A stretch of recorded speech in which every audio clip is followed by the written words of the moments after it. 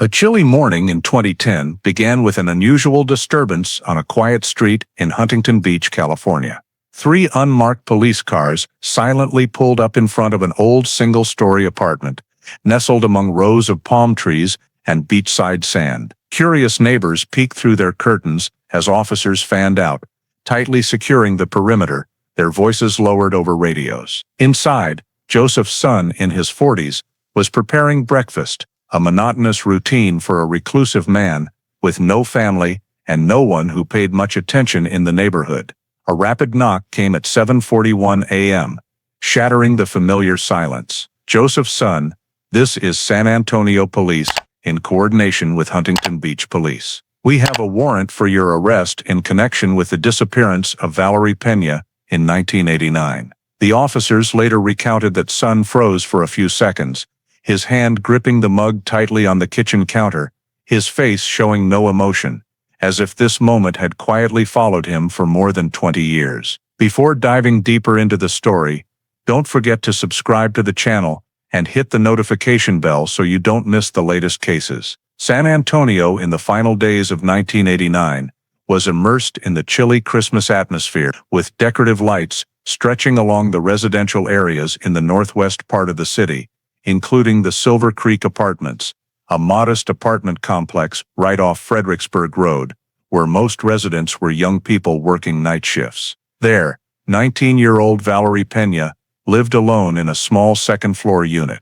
Her life was stable and routine, working the afternoon shift at a music store near the medical center, spending evenings caring for her small dog named Shadow, and maintaining the habit of calling home late every night before bed. On December 24, 1989, Valerie finished her shift just before 11 p.m., leaving the store through the rear parking lot exit as usual. She stopped at an ATM at a gas station on Babcock Road around 11:42 p.m.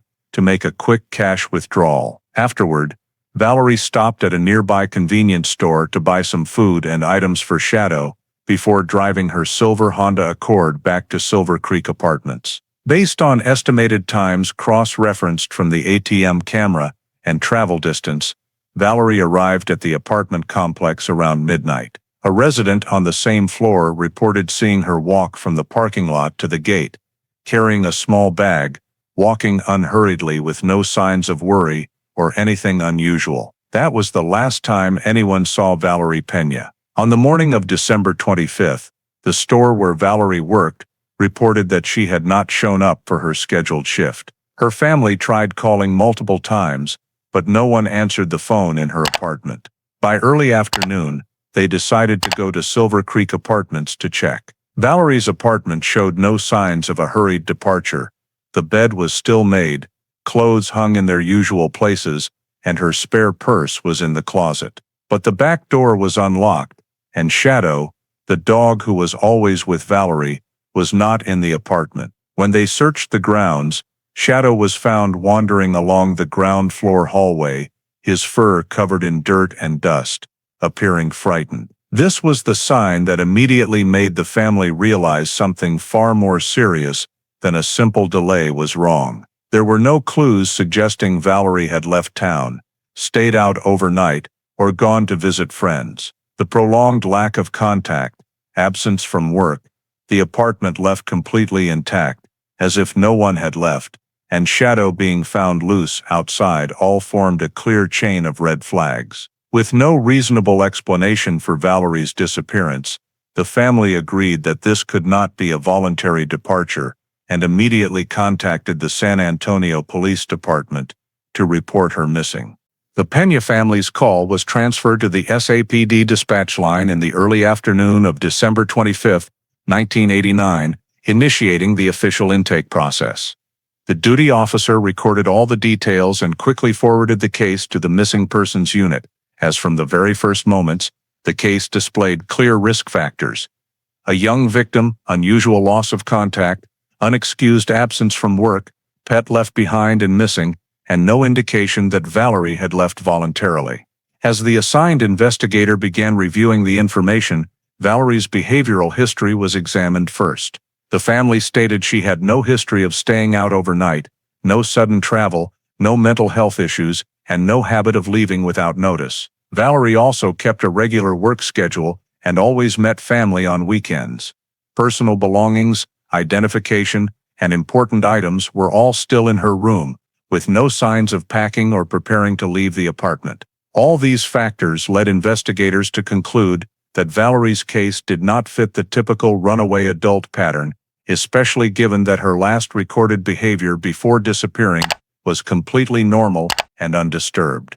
From a procedural standpoint, the Missing Persons Unit evaluated three main criteria to determine risk level: victim's age, duration of lost contact, and presence of unusual factors. At 19 years old, she fell into the young adult category, but more than half a day without contact, absence from work during Christmas, and shadow being found loose without Valerie all indicated high risk. Investigators concluded the case fully met the criteria for classification as a high-risk missing adult, meaning an adult missing under circumstances that could threaten life or safety. This classification allowed police to expedite processing, bypass the usual waiting period for routine adult missing persons cases, and activate immediate search measures the same day. After determining the risk level, investigators established the official case file, detailed physical description of Valerie, her last known clothing based on family and witness accounts,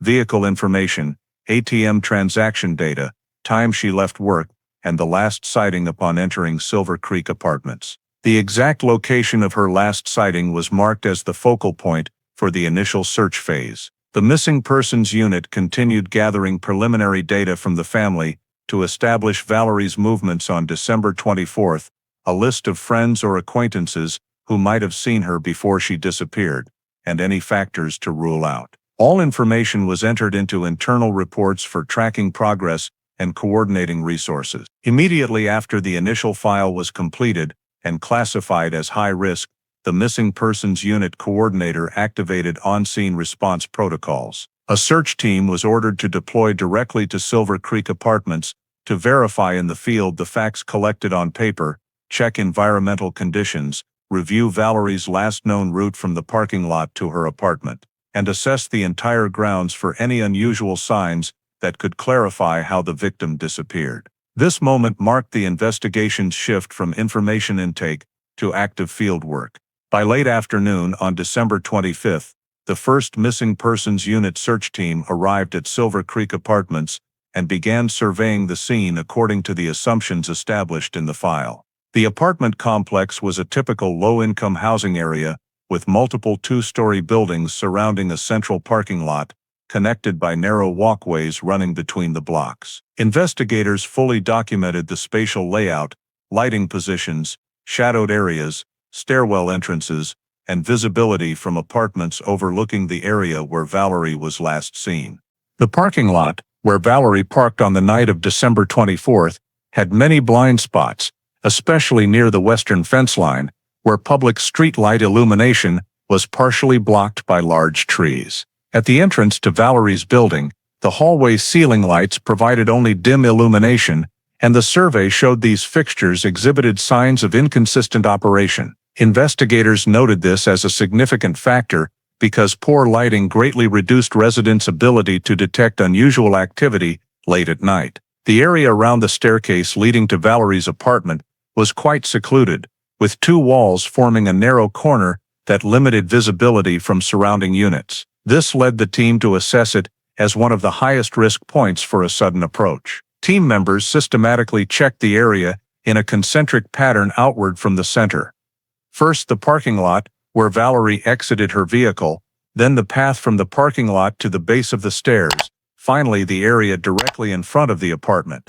Throughout the survey, they paid particular attention to locations sufficiently concealed to hide the activity of one or more individuals for a short time. Many visibility and lighting disadvantages led investigators to determine that the area's natural structure was consistent with an ambush scenario. To increase coverage, the search team deployed a canine trained in human scent tracking. The dog was led along the route Valerie likely took on the night she disappeared. Initial results yielded no clear findings.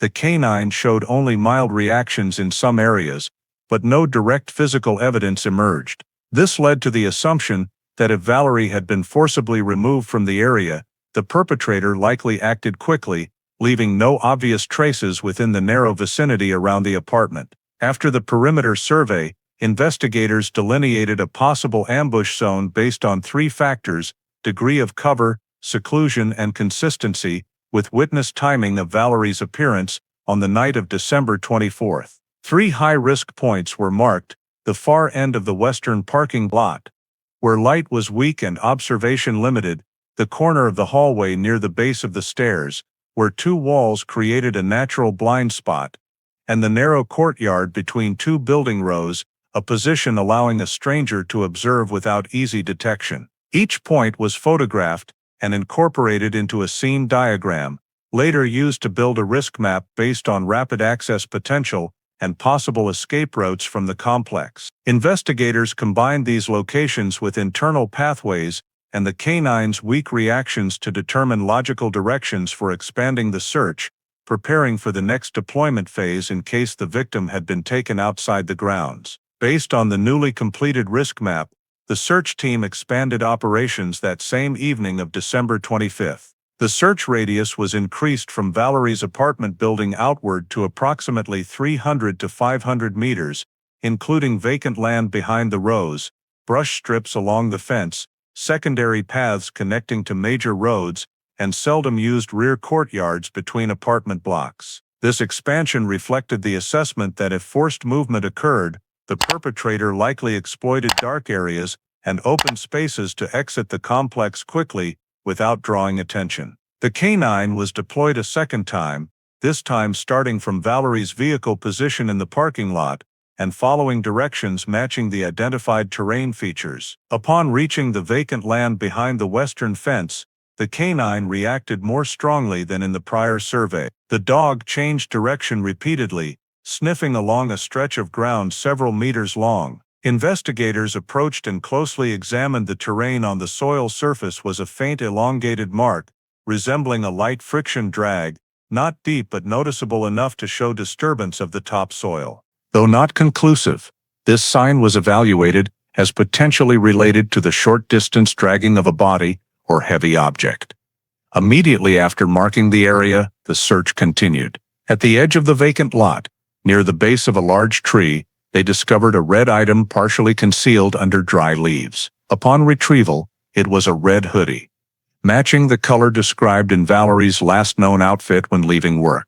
The hoodie showed signs of being stretched, with the drawstring pulled sharply to one side. The team immediately photographed the scene, marked the discovery location on the map, and sealed the hoodie per protocol. Not far from this spot, in a relatively flat area, a partially smoked cigarette butt was found. Tobacco ash, still clinging to the filter end, indicated the butt may have been dropped mid-smoke rather than discarded after burning out. According to residents, this area did not see much smoking, so the butt was considered potential evidence. The butt was carefully collected to avoid dislodging ash or contaminating the filter. A few meters farther, the search team found a short strand of thin nylon fiber caught on a dry grass blade.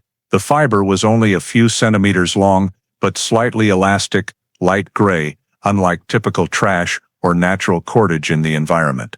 The evidence was collected and logged in the scene journal. Another investigator surveyed the area bordering the vacant lot and fence, where the ground showed mixed footprints. However, among them was one clearer impression, larger in size, with a thick sole and relatively uniform tread pattern.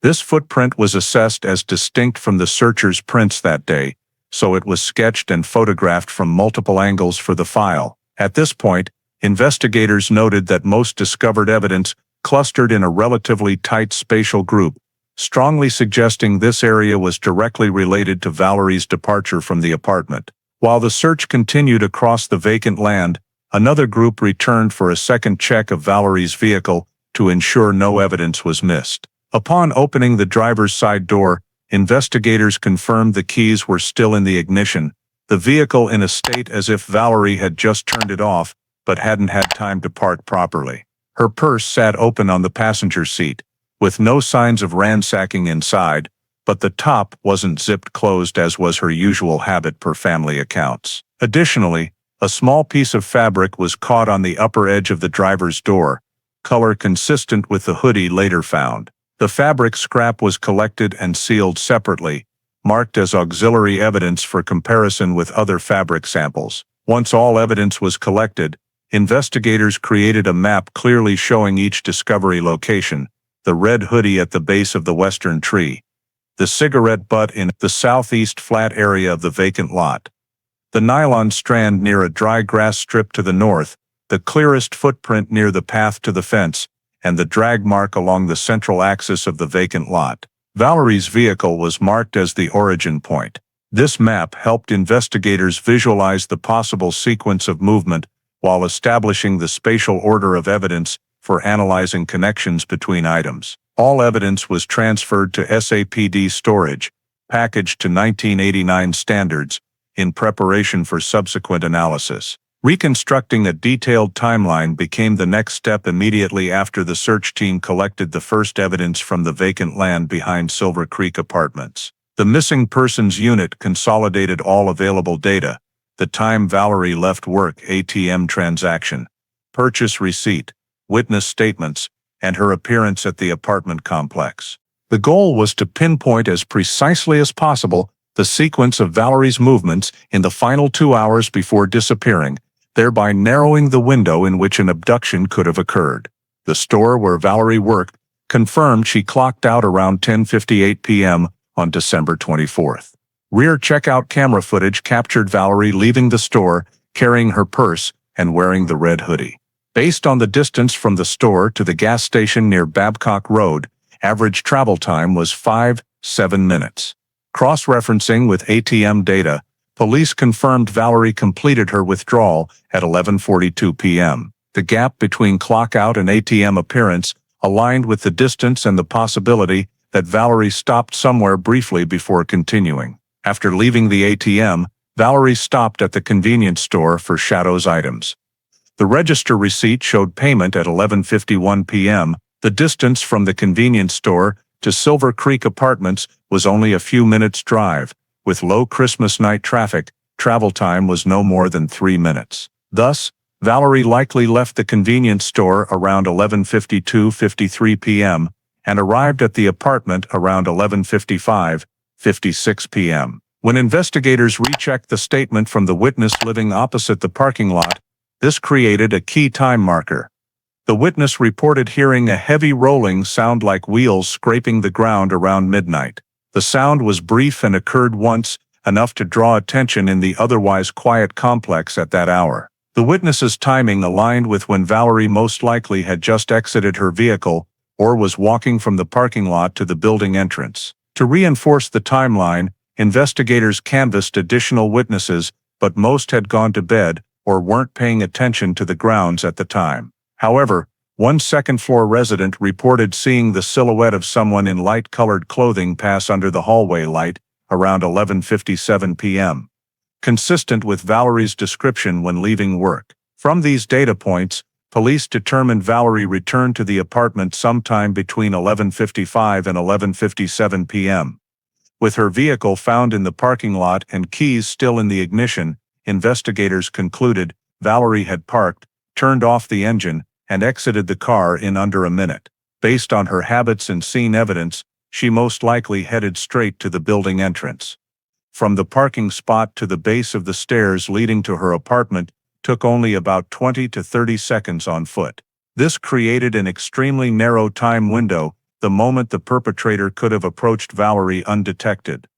Combined with evidence recovered from the vacant lot, investigators established a potential abduction window from 11:57 p.m. to 12:02 a.m., or about 5-7 minutes from when Valerie left her vehicle until she was no longer seen. This time frame was deemed the most plausible based on her last sighting, the unusual sound the witness heard, and the locations of evidence found immediately behind the buildings. Investigators later created a minute-by-minute timeline chart, including 10:58 p.m. Valerie clocked out.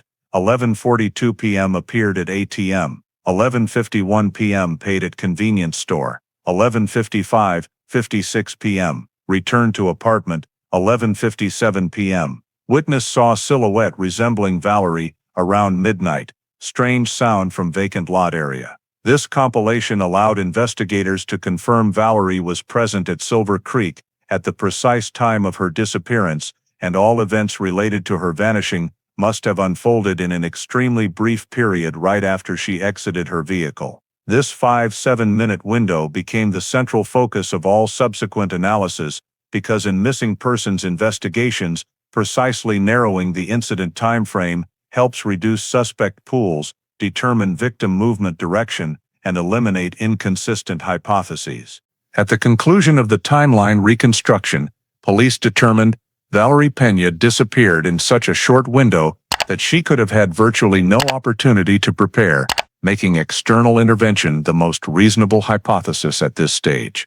Right after completing the timeline chart and determining that the 5-7-minute window was considered the most reasonable time frame for Valerie's disappearance, the missing persons unit moved into the witness canvassing phase to gather every possible observation that could help identify individuals present around the apartment complex during the critical time frame. Interviews were conducted in an expanding circle format, starting with residents living closest to the parking lot and the stairwell leading to Valerie's unit, then expanding to apartments on upper floors, units in the adjacent block, and finally to individuals who reported passing near the apartment area on the night of December 24th, even though they were not regular residents. The investigative team reviewed residency records for everyone living in Silver Creek Apartments, identifying 67 units with more than 120 people present on Christmas night. After filtering out absent households or those away,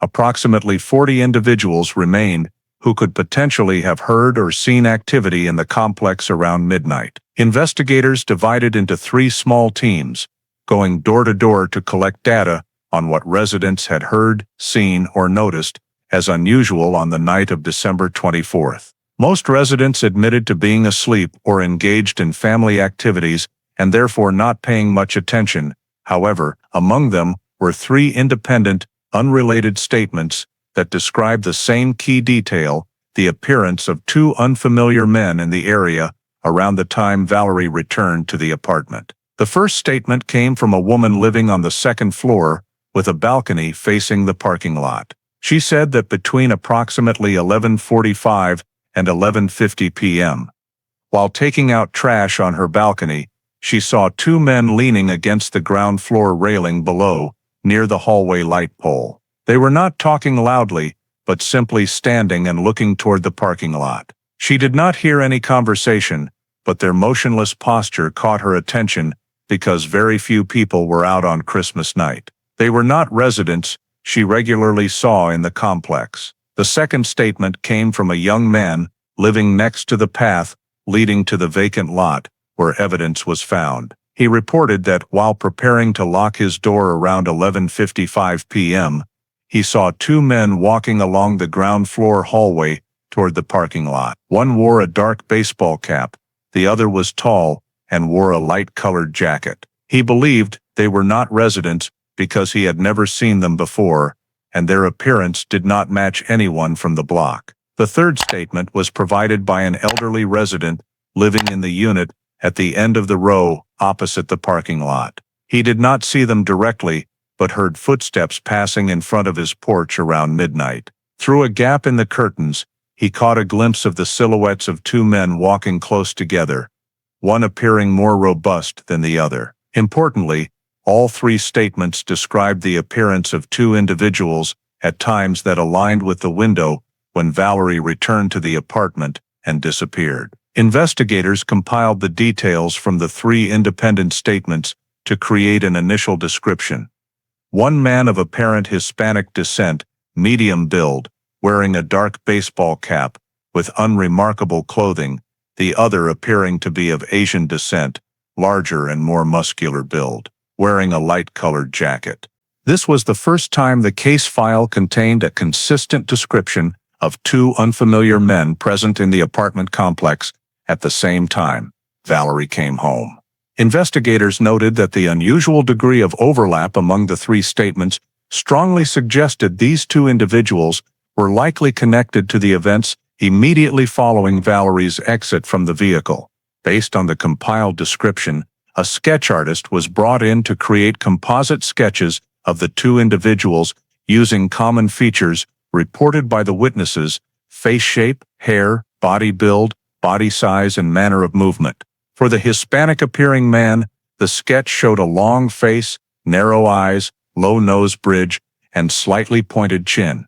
For the Asian-appearing man, the artist depicted a square face, wide cheekbones, and a heavily muscled build. Although the accuracy of composite sketches depends heavily on witness memory, they remained an important tool to help police narrow down potential persons of interest. Once the composite sketches were completed, the missing persons unit proceeded to the next step, comparing the sketches against the list of residents and known visitors recorded in the 2 weeks prior to the disappearance. No one on the resident list matched the descriptions.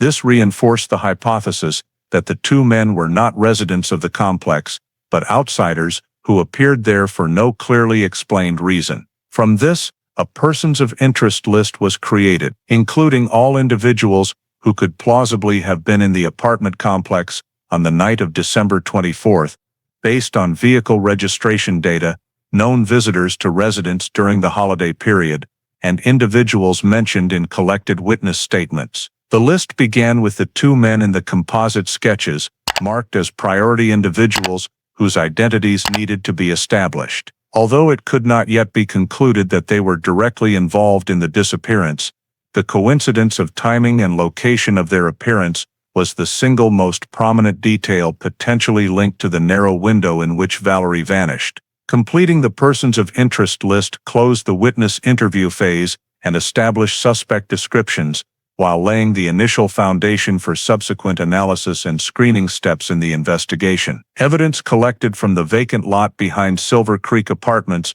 was transferred overnight on December 25th to the SAPD Forensics Lab for analysis, using the technological capabilities available in 1989. The goal of this phase was not to identify a perpetrator using modern biological methods, which were not feasible at the time, but to assess the degree of relevance of each piece of evidence to the possible events that occurred during Valerie's disappearance window. The first item analyzed was the red hoodie. Technicians examined the fabric surface, seams, and collar area for signs of force application. On the left shoulder and along the collar, fibers were stretched in a twisted opposing direction, indicating the garment had been subjected to a strong pulling force, enough to distort the stitching, but not sufficient to fully tear the fabric. This uneven stretching was consistent with a scenario in which the victim was pulled or held from behind or from the side. Additionally, the drawstring being pulled entirely to one side led technicians to conclude that the hoodie had not simply fallen to the ground naturally, but had most likely been pulled off the body during a struggle. While this analysis could not precisely reconstruct the situation, it indicated the hoodie was likely involved in a context of conflict or coercion. The second item was the thin nylon strand collected near the drag marks. Under magnification, the nylon strand had a small diameter and a surface characteristic of cord used in 1980s sports accessories, such as equipment ties, training support cords, or light pull cords in personal exercise devices. Its light gray color matched mass-produced nylon from that era, not specialized or industrial-grade cord. Technicians noted that this nylon had good elasticity and was not easily broken under tension. This led the team to consider that the strand could be part of a carried item or a commonly sold cord from sporting goods stores, meaning the chance of precise source tracing was very low. However, its presence in the same area as the hoodie and drag marks increased the likelihood that it was related to forced movement of the victim. The cigarette butt collected nearby was also analyzed. Based on the filter color and remaining paper, technicians identified it as a Marlboro Red, one of the most common cigarette brands in Texas at the time. The remaining tobacco ash on the filter indicated the cigarette had been discarded while still being smoked, not fully finished. This raised the possibility that the smoker had abruptly abandoned the cigarette due to a sudden situation or while moving quickly. However, a major limitation in 1989 was the lack of technology to collect DNA from cigarette filters to trace the smoker, so the butt was treated only as circumstantial evidence, valuable when combined with other items, but unable to identify a specific individual. Shoe impressions documented at the scene were sent to the comparison unit. Under oblique lighting and magnification, the sole pattern showed a rectangular grid design, characteristic of many men's sneaker lines produced in the late 1980s. Based on estimated length and width, technicians determined it was likely a men's size 10 or 11. However, because this sole pattern was common across dozens of brands at the time, the print could not be used to identify the manufacturer or narrow down a customer base. Still, the discovery of a man's shoe impression in the same location as the drag marks and hoodie reinforced the hypothesis of at least one adult male's presence in the area where the evidence was concentrated. Technicians attempted to locate a second set of shoe impressions, but most remaining prints were overlapped or distorted due to unstable soil structure, making detailed analysis difficult. The prior examination of Valerie's vehicle was also incorporated into the evidence analysis. The fabric scrap caught in the car door was compared to the hoodie material under magnification. The weave, color, and texture were consistent, supporting the conclusion that during the process of exiting the vehicle or being pulled back, part of the hoodie had forcefully contacted the door edge. This indirectly confirmed that any conflict, if it occurred, began in very close proximity to the car before the victim moved or was taken to the vacant lot behind the building row. Although many pieces of evidence could relate to a conflict in the apartment complex, the greatest limitation of the 1989 analysis phase was the inability to extract DNA from contact surfaces. Biological analysis technology at the time did not allow reading trace samples from hair, dead skin, or minute traces on clothing. Therefore, none of the collected evidence provided the ability to trace a specific individual. Overall, the evidence analysis results were primarily descriptive of possibilities, contextual reconstruction, and confirmation of applied force or another individual's presence at the scene, but could not identify a perpetrator. The forensics team's conclusion stated clearly, the evidence suggests coercive behavior and the presence of at least one adult male in the area, but lacks any direct identifying factors. Nevertheless, all of this data was returned to the investigative team for continued cross-referencing with witness information and existing hypotheses to strengthen the picture of what happened on the night Valerie disappeared. When the evidence analysis failed to yield any direct identifying factors, the investigative team shifted to exploiting off-scene leads, particularly information related to vehicles and strangers appearing in the area on the night of December 24th. Immediately after the three witnesses confirmed the presence of two men loitering around Valerie's apartment block, investigators re-reviewed all reports of unusual movement in the complex. Among them, one notable report came from a resident in the opposite block between approximately 11:40 and 11:50 p.m. This person saw a black minivan driving slowly along the entrance to the apartment complex, then pausing for a few seconds near the gate before continuing out to the road. According to the witness, the vehicle did not have its lights on while waiting, only turning them on when it began moving away, which drew attention due to the unusual operation compared to typical entries and exits. Although this timing was a few minutes before Valerie returned to the apartment, the team still viewed it as a potential lead. The missing persons unit quickly expanded vehicle verification by reviewing all residency and vehicle registration records for Silver Creek Apartments, cross-checking against vehicles known to have been parked in the complex on December 24th. No resident was registered as owning a black minivan matching the description, and no one reported a visitor arriving in such a vehicle on Christmas night. From there, the team broadened the scope to neighboring residential areas, checking vehicle registration data within a few blocks radius. Vehicle reports were screened using three criteria: black or dark color, minivan style common in the late 1980s, and potential presence near Silver Creek around midnight.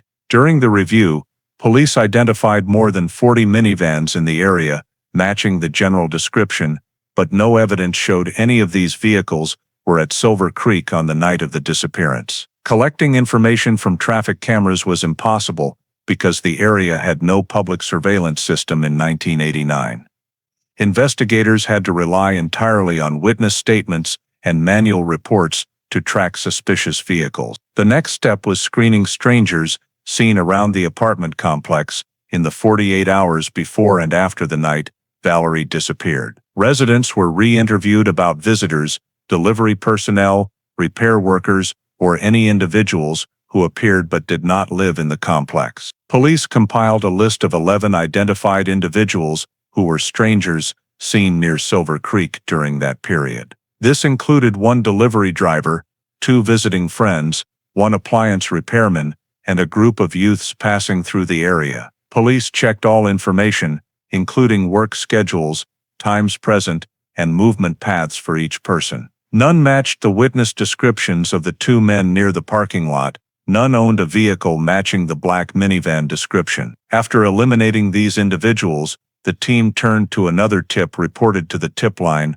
A resident had heard circulating rumors linking the case to SOS Samoan, a group known in certain Texas areas. The tipster suggested that the description of one of the 2 men having East Asian or South Pacific features might connect to this group. However, when police checked records of the group's activity in the San Antonio area in late 1989, no documentation showed any operations in or near Silver Creek apartments. There were no reports of confrontations, disputes, money collection, or any activity typically associated with SOS Samoan in this area. Searches of custody records and watch lists also showed no members of the group living or regularly traveling within geographic proximity to the complex. With these results, police eliminated the SOS Samoan investigative avenue due to lack of basis. Checking strangers, screening vehicles, and cross-referencing tips about suspected groups yielded no progress. No individual was identified as matching the composite sketches, and no vehicle could be directly linked to the apartment complex on the night of the disappearance. Reports about the black minivan could not be further verified, as no additional witnesses saw the vehicle at a similar time, and no physical evidence confirmed its presence on the premises. Investigators concluded that, in this phase, no specific vehicle or individual could be directly linked to Valerie's disappearance. The lack of a clear information source meant that the vehicle and stranger investigative direction served only a supportive role in the overall picture, but did not provide a decisive link to advance the case. When the initial investigative directions were each reviewed without producing breakthroughs, the missing persons unit consolidated all data collected from the scene, witnesses, evidence, and peripheral sources to assess the actual progress of the case file. This necessary step determined whether Valerie Peña's disappearance could continue as an active investigation or had entered a stalled phase due to insufficient basis to support hypotheses. First, the team re-reviewed the witness file. The 3 independent statements about 2 men appearing in the apartment complex near midnight remained the most consistent detail across all information-gathering efforts. However, the composite sketch derived from those descriptions could not be matched to any resident or visitor recorded in the area, nor did any of the strangers appearing around December 24th fit the description. There were no strong identifying features, such as tattoos, distinctive habits, or easily recognizable vehicles to narrow the scope. Investigators concluded that while these 2 men were possibly connected to the events during Valerie's disappearance window, at this point they could only be classified as persons present at the scene, without sufficient grounds to designate them as direct suspects. Next was the vehicle-related data group. Although there was a report of a black minivan appearing near the apartment complex a few minutes before Valerie returned home, the absence of surveillance cameras, license plate information, corroborating witnesses, and anyone in the neighborhood owning or confirming such a vehicle prevented deeper tracing. The vehicle's range of possible movement after leaving the area was very broad, and its slow driving with lights off while paused could indicate caution but could not be considered evidence. Searching for similar vehicles in the area also failed to produce a clear subject. Similarly, The SOS Samoan lead was ruled out after checking the group's activity records, member residences, and local security data. This investigative direction was completely eliminated and added no further value to the file. When consolidating the physical evidence, the team noted that it provided a suggestive rather than conclusive picture. Valerie's red hoodie showed signs of strong pulling. The nylon strand suggested possible restraint. The Marlboro red cigarette butt was in an area where few people smoked, and large men's shoe prints overlapped with the drag marks. These elements strongly indicated that a conflict or coercion likely occurred in the apartment complex. However, because DNA extraction from evidence was not possible due to 1989 technology limitations, all analysis remained at the level of context building rather than identifying individuals who directly interacted with the items. Valerie's vehicle remained a key element, but also yielded no identifying value. The fabric caught in the door matched the hoodie, proving that any struggle began immediately upon exiting the car, but there were no fingerprints, distinctive shoe marks, or any information indicating the perpetrator used a separate vehicle or how they left the scene. The keys left in the ignition only indicated the suddenness of the event and did not help determine the victim's or perpetrator's subsequent direction of movement. The timeline analysis group also confirmed that no additional data could expand the window. The 5-7-minute time frame established as the incident period was extremely narrow, but precisely because it was so narrow, no further corroborating witnesses could be exploited. On Christmas night, most apartment residents were indoors, and the complex's structure with dim lighting severely limited visibility outside hallways and the parking lot. Although the incident occurred near midnight, no one reported hearing or seeing any other clear sounds beyond the heavy rolling described by one witness, and even that sound lacked specific characteristics to tie it to a particular action. Another serious issue was the absence of a body. Without a body, investigators could not determine how or in which direction Valerie left the apartment complex. No injuries could be identified. No evidence indicated serious wounding at the scene, and no signs of blood or biological material were found in the apartment complex or vacant lot. This made it uncertain whether this was a homicide or simply a disappearance of unknown cause. Under 1989 investigative standards, the lack of a body meant insufficient legal basis to open a homicide file, which restricted the application of many investigative tools. By the end of December 27, when all information sources had been maximally exploited, the investigative team issued an official assessment. No direct suspect had been identified. Physical evidence lacked identifying factors, leads regarding vehicles and strangers had not developed further, and no body existed to confirm any specific criminal act. The Valerie Peña file was classified as no progress in the current phase. Although not fully closed, the case entered an initial stalled status in which police had no new proactive courses of action, and investigation could only resume if additional data or leads emerged from the community. When all proactive investigative leads failed to progress and no direct suspect could be identified, the Valerie Peña case file was officially transferred to the Cold Case Unit in early 1990. The transfer occurred after the Missing Persons Unit concluded that no additional exploitable data remained, and that all resources that could be mobilized during the active investigation phase had been exhausted. The Cold Case Unit accepted the file in a passive supervisory role,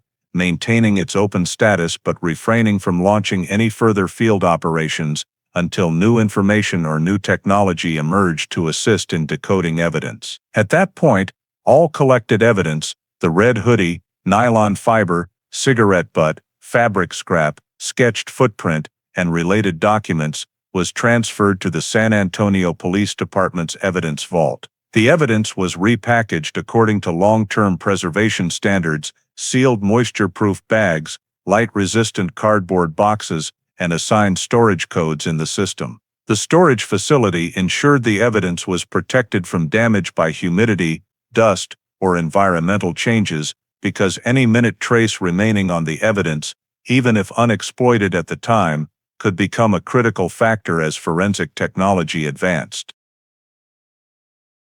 The cold case unit continued to maintain the file by logging sporadic calls or reports from residents or individuals claiming to have relevant information. During the period 1990-1995, there were 3 calls from the public stating they believed they had seen Valerie after her disappearance, but all were either inconsistent with the description or verified to be someone else.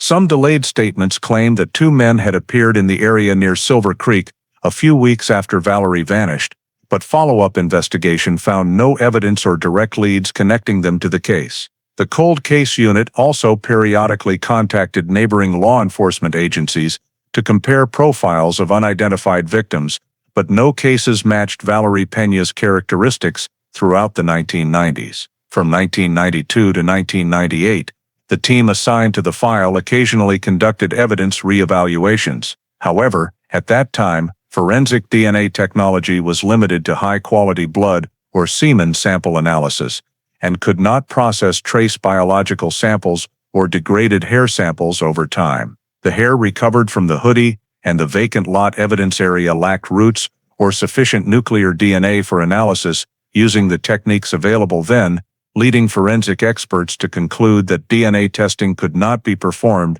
with the necessary accuracy or reliability. This significantly diminished hopes of tracing the perpetrator's identity through biometrics during this period. Throughout 1995 to 2000, the Valerie Peña file was reviewed during periodic cold case unit assessments, but consistently ended with the same conclusion: no body, no suspect, no identifying value evidence, and no technology powerful enough to analyze hair or trace evidence. In the late 1990s, as DNA STR techniques began appearing in major forensic labs, the cold case unit submitted a request to evaluate the feasibility of testing Valerie's evidence, but the state lab responded that the hair had degraded over the long environmental exposure period and did not meet the STR testing standards of the time. Investigators were forced to accept that the case still did not qualify for reactivation. From 2001-2005, cold case unit reports noted no additional proactive leads. Evidence continued to be preserved, but the file was effectively frozen in terms of investigation. Although it remained on the city's list of unsolved missing persons cases, Valerie Peña became one of hundreds of cases entirely dependent on the emergence of new evidence or advances in forensic technology. Throughout this 15-year span, the nature of the case remained unchanged: no body to confirm death, no suspect to interview, and no new means or witnesses to expand investigative directions. The file was therefore regarded as one of the most classic cold cases in San Antonio from the late 20th century, existing but stagnant, archived but unable to progress. In early June 2005, a construction crew working on the Leon Creek Greenway area, a few miles west of Silver Creek Apartments, began a city-planned pedestrian trail expansion project. The area had previously been a stretch of undeveloped land interspersed with brush and a dry creek bed, rarely visited except by daytime joggers or walkers. On the morning of June 3, while operating an excavator to level a layer of soil and rock in preparation for installing light pole foundations, the machine's bucket struck a hard object that was not rock or concrete. When the operator stopped to inspect, he saw a pale white bone fragment protruding from the soil, brittle in the characteristic way of bone exposed to the natural environment for a prolonged period. Initially, he thought it might be animal bone, but upon closer examination, the structure appeared unmistakably human. This prompted the site foreman to immediately halt work and notify the police. When the SAPD initial response team arrived, they confirmed the bone fragment had anatomical features consistent with human bone. The search area was immediately expanded. Within hours, as workers and investigators carefully excavated the surrounding area, additional bone fragments were uncovered, including portions of femur, ribs, and part of a skull. The scattered distribution of the fragments indicated the body had undergone years of decomposition, affected by environmental exposure and wildlife activity. Forensic investigators were urgently dispatched to the scene for preliminary assessment. The presence of small bone fragments distributed within a relatively narrow radius, along with the compacted state of the surrounding soil, suggested the body had been there for at least over a decade. The The mandible and pelvic fragments later recovered indicated the remains belonged to a female, and bone wear suggested the victim's age at death was late teens to early adulthood. This preliminary conclusion aligned closely with Valerie Peña's characteristics in 1989. As the search radius was expanded to approximately 5 meters around the initial discovery point, investigators found a large, heavily degraded piece of fabric, faded to a light red, believed to be remnants of the hoodie reported missing in the Valerie case. Though decomposed, the fabric retained a weave structure similar to the cotton blend material common in the late 1980s. This was significant evidence, as the hoodie's location coincided with the bones, suggesting the body had been left there wearing or wrapped in the garment at the time of death. Not far from the hoodie location, investigators discovered a length of nylon cord far longer than the fiber recovered in 1989. The nylon cord retained multiple twists, indicating it had been tightly bound around a body part. When brought to the forensic lab, technicians confirmed the nylon was still adhering to the left wrist bone, showing the victim had been bound either after or immediately before death. The nylon cord's color, elasticity, and structure matched the nylon fiber found at the vacant lot behind Silver Creek Apartments 16 years earlier. While sifting fine soil around the bone cluster, investigators also recovered a hair fragment, a very small piece of hair without a root, but retaining minimal strand structure. Although its forensic value could not be immediately determined, it was collected and sealed according to current standards, as forensic techniques had advanced significantly since 1989, opening the possibility of exploiting such samples in the future. Once all new evidence was fully collected, SAPD expanded the crime scene perimeter, establishing a wider protected boundary to prevent civilians from inadvertently entering an area that might contain additional bones or evidence. The scene was highly complex due to sloped terrain, a dry creek bed, and multiple layers of disturbed soil over time. Police divided the area into 1-meter square grids for systematic layered searching to ensure no bone fragments were missed. During this process, they discovered additional small bone portions such as finger bones, right wrist bones, and a small rib segment. The total quantity of bones recovered was sufficient to indicate this was very likely most of the skeleton of a single victim, though dispersed over time.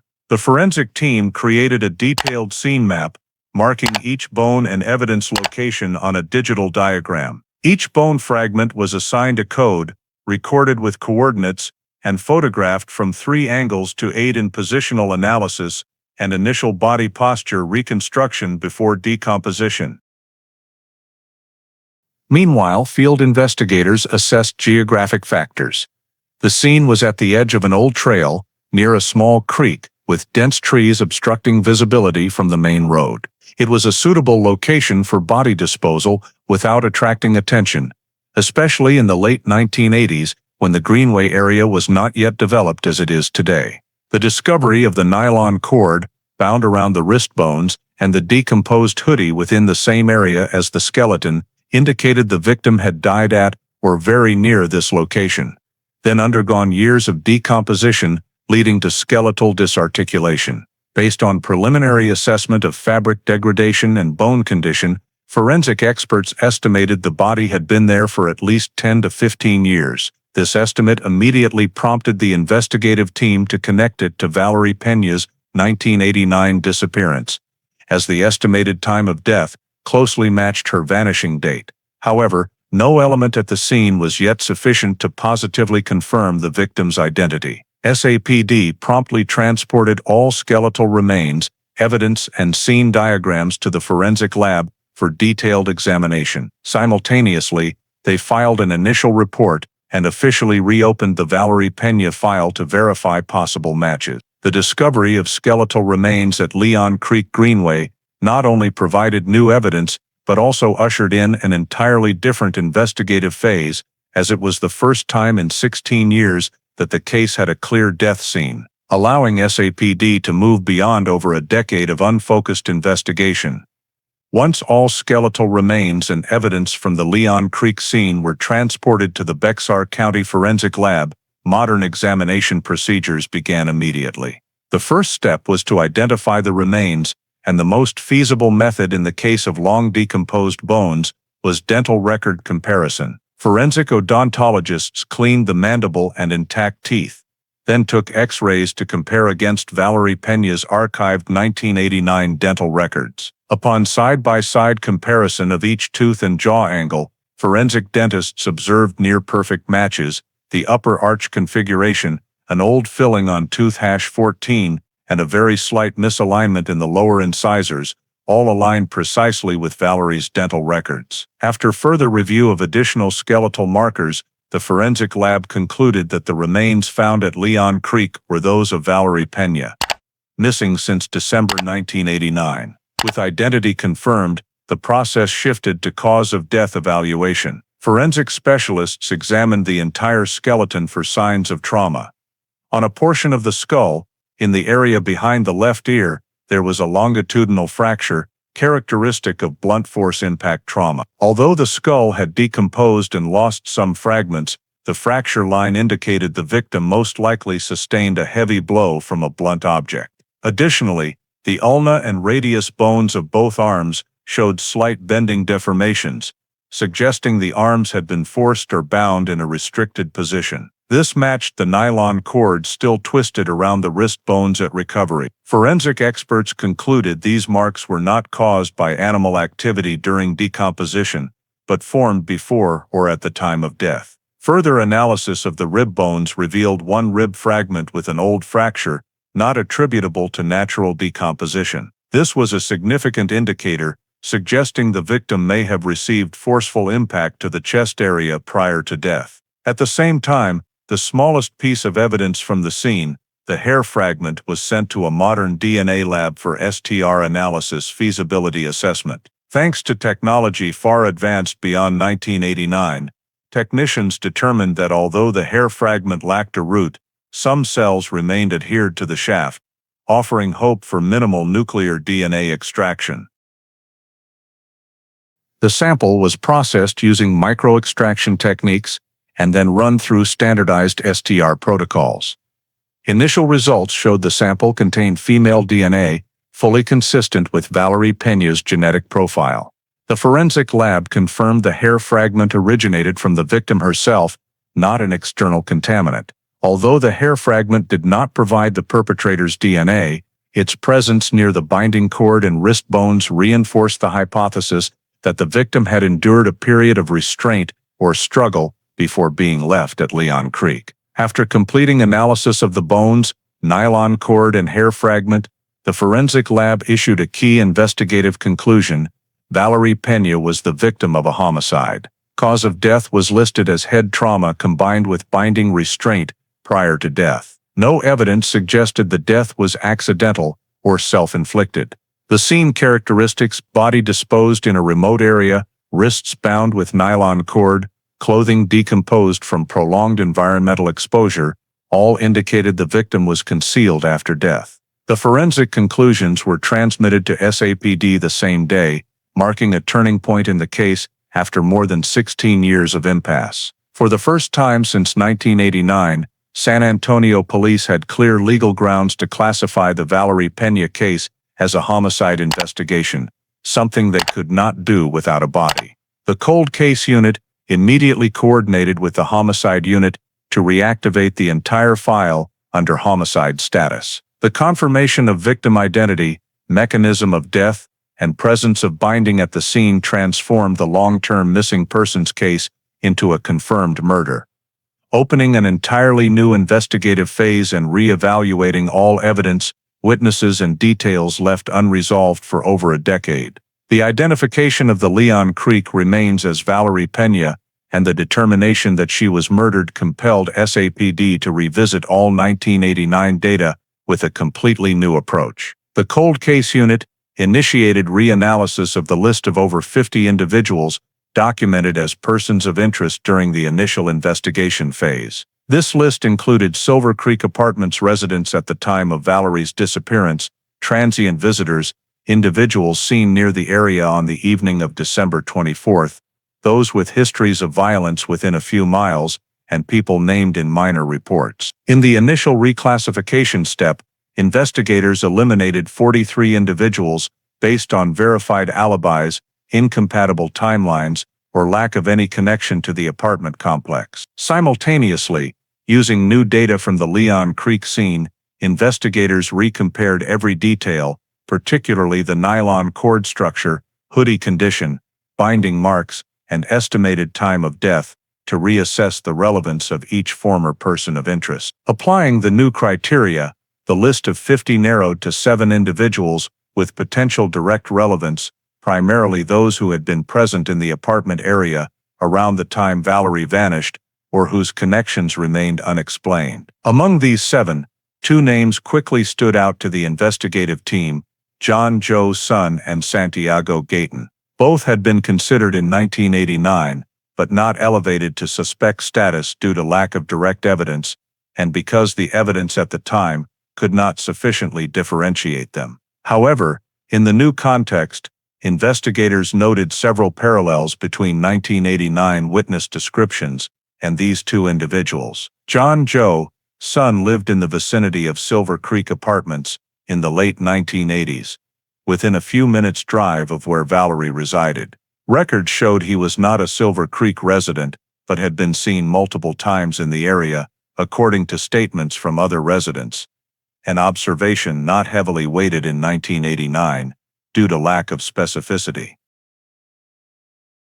Sun had a large build, broad shoulders, consistent with witness descriptions of an Asian-featured, muscular man seen with another man on Christmas evening. Additionally, SAPD detention records indicated Sun had been documented in a minor disturbance near the medical center about a year after Valerie's disappearance, showing frequent movement in the area. Although no direct evidence linked Sun to Valerie in 1989, investigators assessed that his physical description, travel history, and witness accounts made him a priority for re-examination. Santiago Gayton, the second person in the narrowed group, also emerged due to several notable similarities. Gayton had worked at a garage near Fredericksburg Road, less than a mile from Silver Creek Apartments. The 1989 witness described a Hispanic-featured man of average build accompanying a larger man, a description that aligned reasonably with Gayton and Sun when considered together. Furthermore, old residency records showed Gayton had lived at a boarding house a few blocks from Silver Creek around the time of Valerie's disappearance, meaning his presence in the apartment area could not be ruled out. When reviewing past behavior, the cold case unit also discovered 2 reports of disorderly conduct involving Gayton in 1991, though not serious. They fit a pattern consistent with someone capable of involvement in assault or coercion.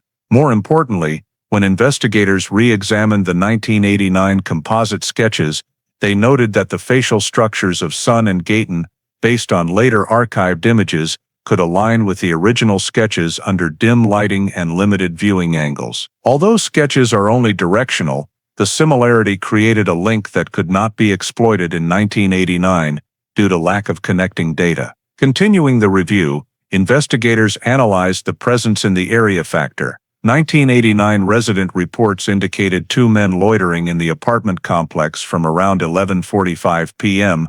until nearly midnight, the timeframe when Valerie returned home. When cross-checked against work logs, residency records, and the locations where Sun and Gayton lived or worked that year, neither had a clear alibi for the night of December 24th. The inability to prove they were elsewhere became a central factor in prioritizing them as suspects, especially as all other investigative avenues had been significantly narrowed. Nevertheless, reliance on witness descriptions or geographic coincidences was insufficient to charge anyone. The investigative team determined that the key element to advance the case was scientific evidence. The evidence recovered from Leon Creek, particularly the hair fragment, along with new forensic capabilities, opened the opportunity to connect or exclude suspects through DNA analysis. In that context, the cold case unit concluded that the next investigative step was not only behavioral file review, but a focus on seeking biological evidence that could directly link the new evidence to the 2 most notable individuals on the list. Identifying Sun and Gayton as the 2 standout suspects at this stage laid the groundwork for moving the case into a scientific verification phase.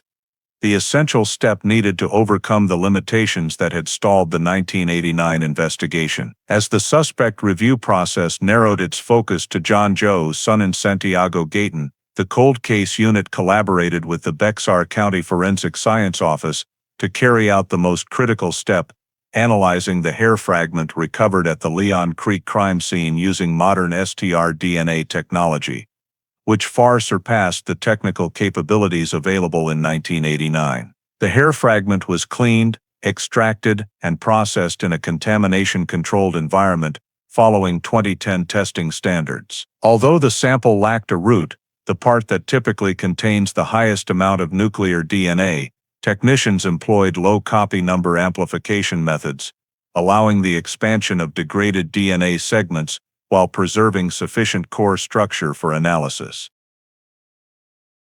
After many hours of STR processing, the results yielded a complete DNA profile at a forensically acceptable level.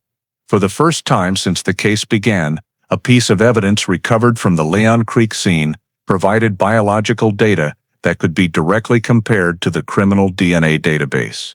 The cold case unit immediately submitted the sample to CODIS, the National DNA Database, for comparison. A few days later, the CODIS hit notification sent the entire investigative team into emergency mode.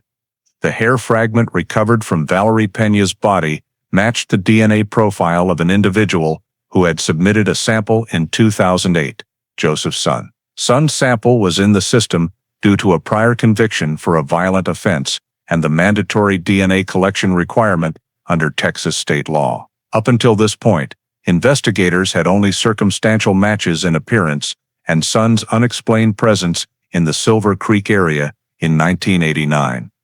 Now, STR DNA provided direct evidence that Son had been at the Leon Creek location where Valerie was murdered and her body dumped. The presence of Son's DNA in the hair fragment not only proved his physical presence at the body recovery site, but also implied that any contact between Son and Valerie could not have been coincidental. Before officially releasing the results, the investigative team requested a second comparative analysis from the laboratory to rule out technical error or cross-contamination. The repeated results confirmed an absolute match across all 13 STR loci per forensic standards. This reinforced the conclusion that the hair fragment originated from an environment influenced by Joseph's son's DNA. While Son's results were being processed, the cold case unit simultaneously ran a comparison of the hair fragment against Santiago Gayton's DNA profile. He had provided a sample in 2009 following a DUI arrest. This was the only opportunity to determine whether the evidence linked both suspects simultaneously. Upon completion of the analysis, the cold case unit received another critical notification: a separate trace amount of material adhering to the hair fragment, extracted independently during processing, matched Santiago Gayton's DNA. Although Gayton's DNA quantity in the sample was significantly lower than Son's, it still met forensic standards, allowing the conclusion that Gayton had direct or indirect contact with the hair fragment or with the same environment where it was collected. The presence of DNA from both men in the same piece of evidence at Valerie Peña's death scene marked a pivotal turning point. The analysis showed Son as the primary DNA source, indicating strong presence at the scene, Gayton as the secondary DNA source, indicating at least some level of contact with the evidence or body at some stage. Based on these findings, forensic experts concluded that both Joseph's son and Santiago Gayton had been present at or near the location where Valerie was discarded. For the investigative team, this was an event they could never have imagined 20 years earlier.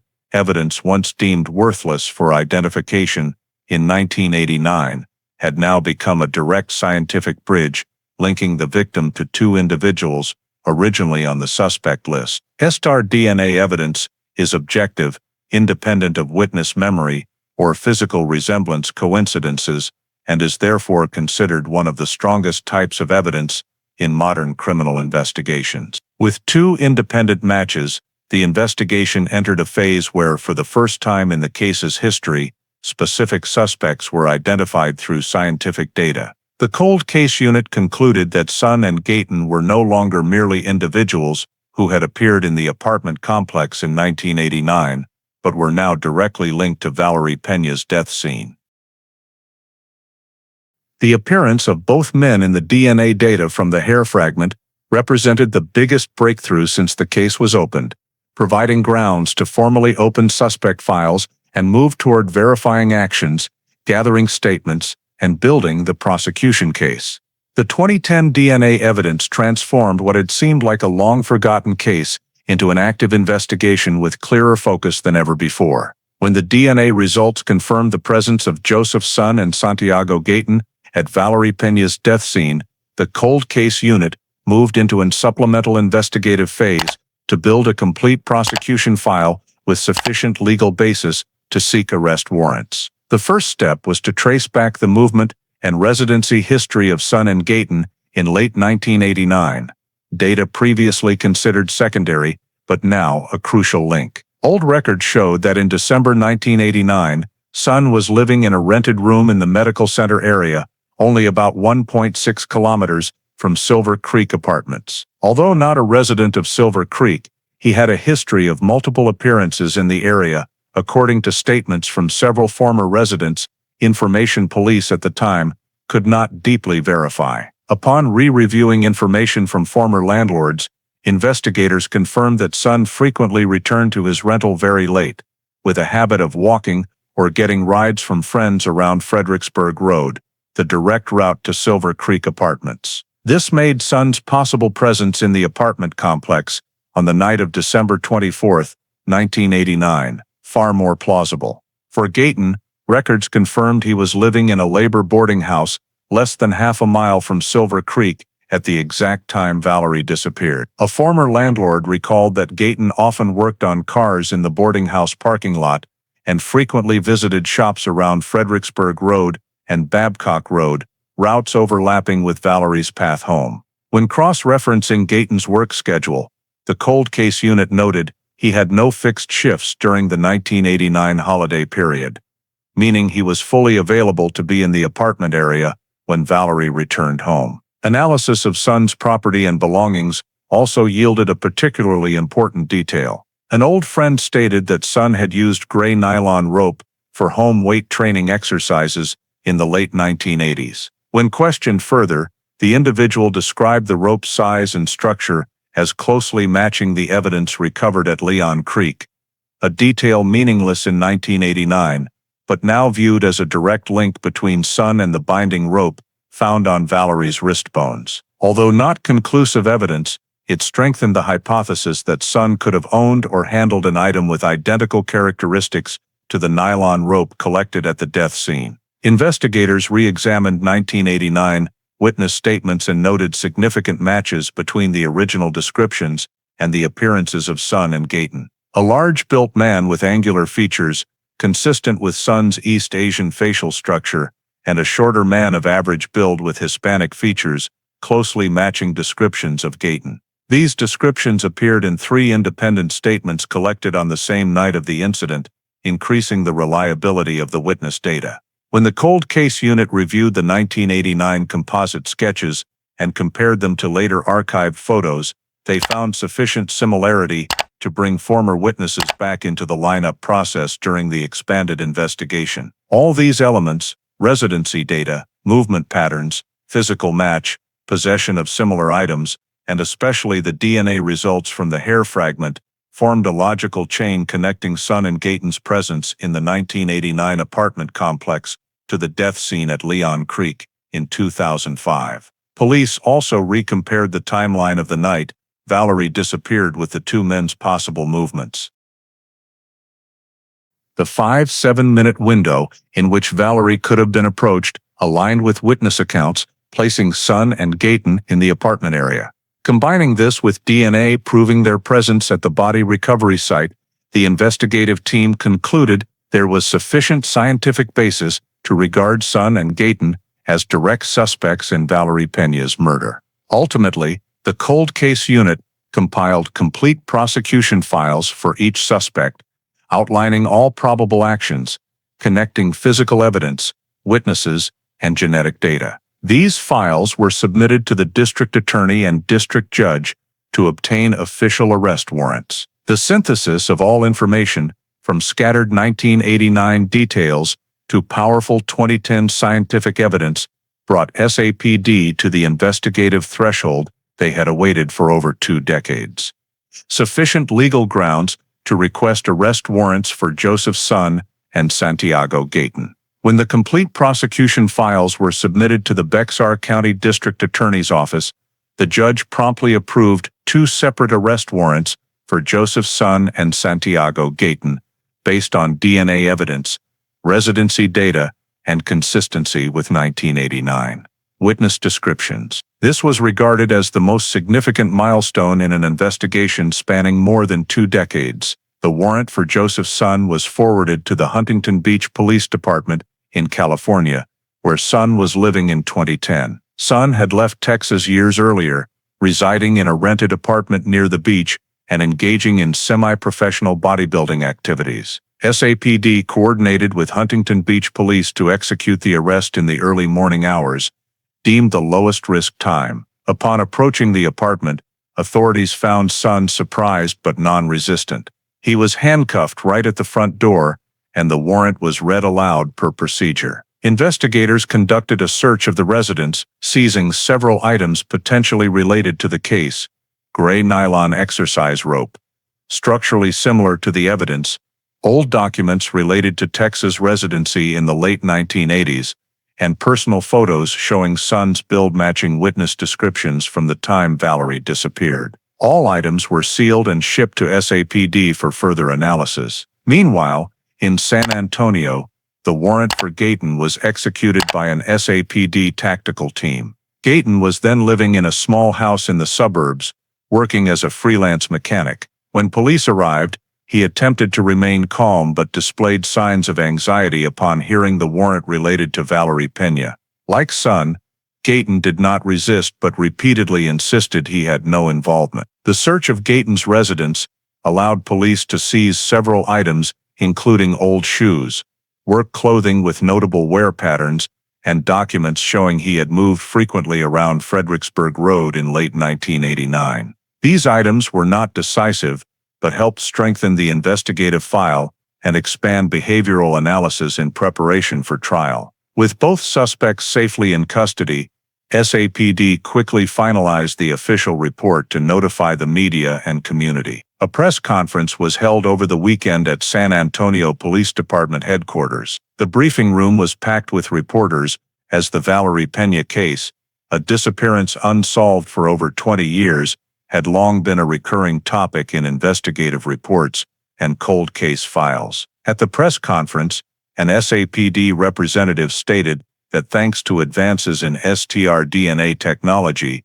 the investigative team had been able to exploit the hair fragment recovered at the Leon Creek scene and identify traces of 2 direct suspects. This was the first time SAPD publicly announced that both Joseph's son and Santiago Gayton had been present at the location where Valerie's body was found, something previously impossible to prove with 1989 technology.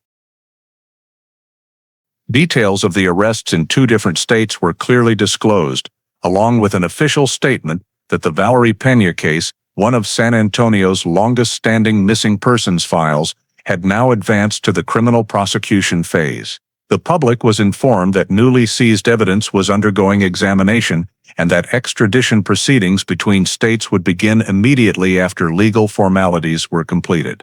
The impact of the event spread rapidly throughout the city. The fact that a case seemingly lost to time for over 2 decades had been solved through modern technology left the community both astonished and satisfied. Media highlighted it as a classic example of the value of long-term evidence preservation and investigative persistence. For SAPD, the arrests of Son and Gayton not only launched the prosecution phase, but also marked a major milestone, closing a long period of an unsolved case and shifting focus to proving the 2 suspects' criminal responsibility in court. The trial of Joseph's son and Santiago Gayton opened in Bexar County Court in the fall of 2011, drawing intense attention from the press and community as a cold case spanning more than 2 decades solved primarily through modern forensic breakthroughs. From the first day, the prosecution outlined the trial's objective to prove that Valerie Peña was approached, abducted, murdered, and dumped by the two defendants. Based on scientific evidence, historical investigative data, and witness testimony. To establish the case foundation, the prosecution began with testimony from the forensic expert who handled the Leon Creek scene. This witness detailed each piece of evidence collected: the nylon rope still wrapped around the victim's left wrist bones, the decayed hoodie found nearby, and the hair fragment, the decisive item in identifying suspects. The expert explained how the nylon rope left marks on the forearm bones, indicating the victim was bound before or at the time of death. In court, a force analysis diagram was projected on screen, showing friction points on the bone consistent with pressure from nylon rope, matching the structure of the sample collected at the 1989 scene. The jury viewed magnified images, revealing the twist and stretch of the remaining nylon fibers, helping them understand that this was not random discarded rope, but a tool used to restrain a human body. The forensic expert continued by presenting cranial fractures, evidence of a blunt force blow from behind or the left side. He described the impact trajectory, indicating the victim was struck unexpectedly and rendered unable to resist, supporting the theory that Valerie was attacked shortly after leaving the apartment complex. The jury then heard about the hair fragment, with the DNA expert describing the STR extraction process, cleaning the hair strand, amplifying remaining nuclear DNA segments, and comparing them to CODIS data. In court, the expert affirmed two key conclusions. The primary DNA from the hair fragment was a complete match to Joseph's son.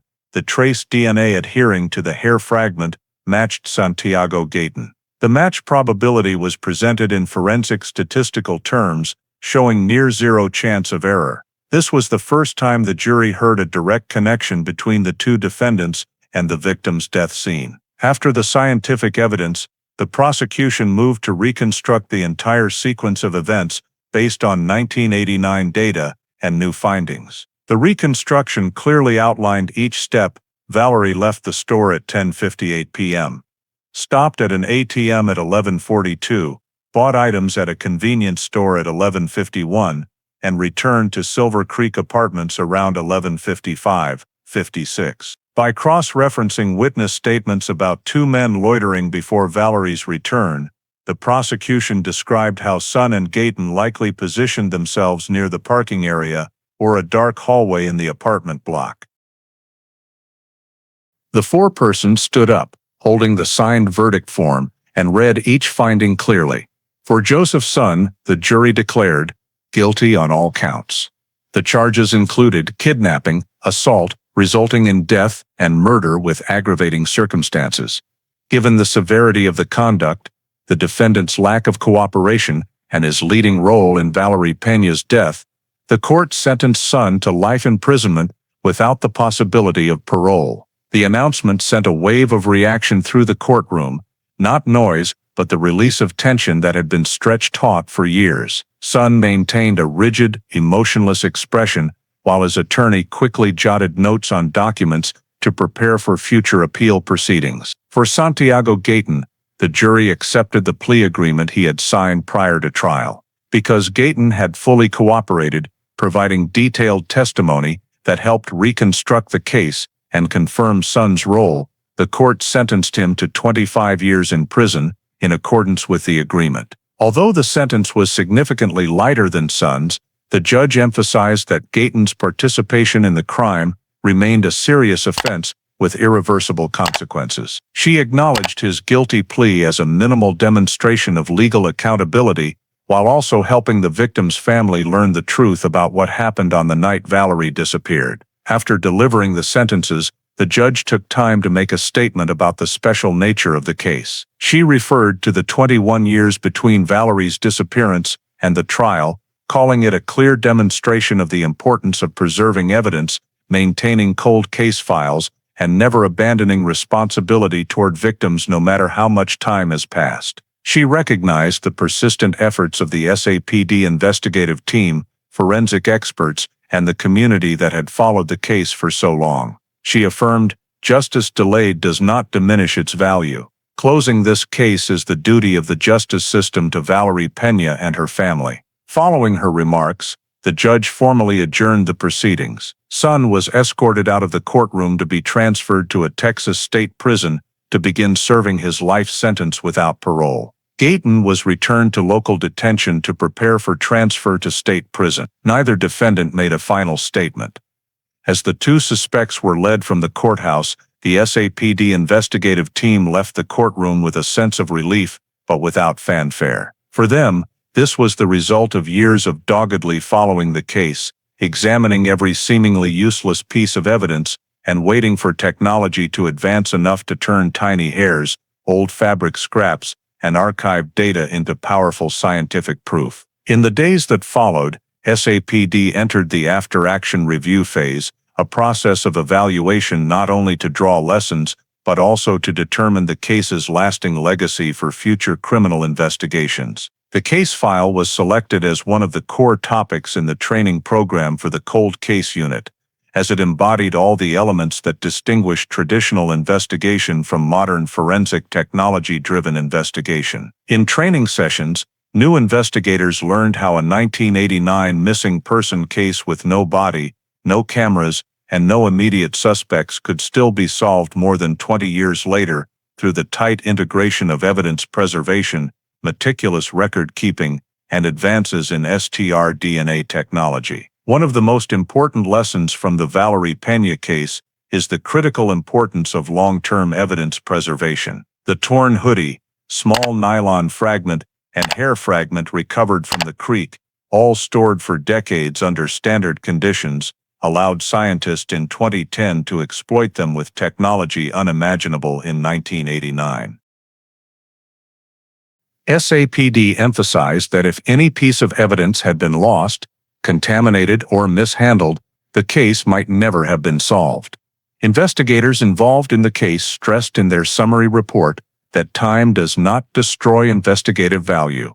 Time only waits for technology to catch up. In addition, the case became a prominent example of the role of CODIS and STR-DNA technology in resolving seemingly unsolvable cold cases. Before the CODIS system existed, linking a suspect with a prior minor conviction in California to a hair fragment found in San Antonio would have been nearly impossible. But thanks to modern DNA technology and laws requiring DNA collection from convicted offenders, the profiles of Joseph Son and Santiago Gayton entered the national database, enabling an old case to be reopened with clear, irrefutable scientific evidence. SAPD rates this as one of the most exemplary cases of applying modern forensics to long-term investigations. A missing person case without direct witnesses or a body for over a decade became a textbook example of how a cold case investigation should be conducted. Never overlook evidence, never close a file prematurely, and continuously update technology to re-evaluate what was once considered unanalyzable. SAPD's summary report states that the Valerie Peña case will be used as standard material in training classes for investigators, forensic specialists, and evidence custodians. The report's conclusion emphasizes that the success of the case lies not only in the final verdict, but also in the investigative system's demonstrated ability to adapt to new technology and its persistent pursuit of justice for the victim. Despite more than 20 years having passed, when the case file was archived for the final time, it marked not only the end of a long legal journey, but also the beginning of a new standard in cold case investigation. SAPD affirms that the legacy of the Valerie Peña case will continue to spread, reminding investigators that every piece of evidence has value. Every file deserves re-examination, and justice can arrive late, but is fully achievable when science, perseverance, and proper procedure converge.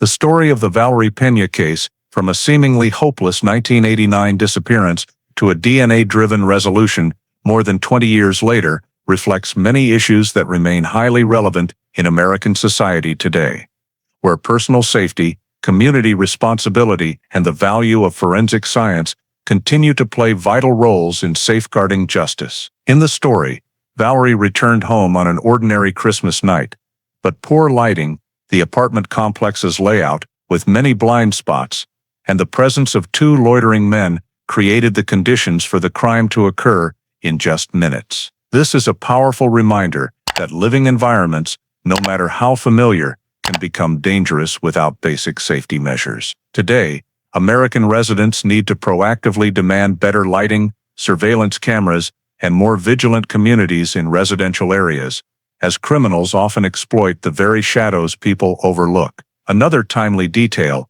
is the crucial role of evidence preservation. The torn hoodie, small nylon fragment, and seemingly useless hair fragment from 1989 became the keys to solving the case once DNA technology advanced. This reminds us that law enforcement agencies need ongoing support and investment to maintain standards-compliant storage facilities, because victims' justice, whether after 1 year or 30 years, depends on the ability to preserve truth in even the smallest pieces of evidence. Finally, Gayton's confession and son's futile denials show that crimes can be concealed temporarily, but they cannot overcome scientific evidence. For every individual in American society today, this lesson underscores that transparency, accountability, and honesty are always more enduring values than any effort to conceal. The Valerie Peña case reminds us that justice may be delayed, but is never lost.